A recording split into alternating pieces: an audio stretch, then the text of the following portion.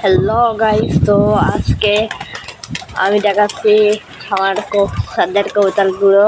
তো আপনারা সবাই দেখতে পাচ্ছেন এর ভিতরে প্রায়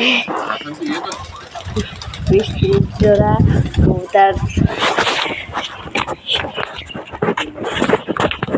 এই ইঁদুরটা মেরে ফেলেছে, এই ইঁদুরটা আমরা ধরে রেখেছি। এটা অনেক খতরনাক ইঁদুর। ওই যে আমাদের একটা কবুতরের বাচ্চার কি অবস্থা আপনারা সবাই দেখতে পাচ্ছেন। তো আপনারা সবাই দোয়া করবেন যদি আমাদের কবুতরের বাচ্চাগুলো ইঁদুরের হাত থেকে বেঁচে থাকে। তো আমি আবার আপনাদের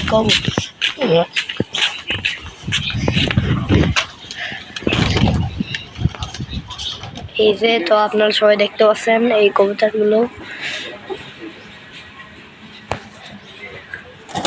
তো বাই বাই।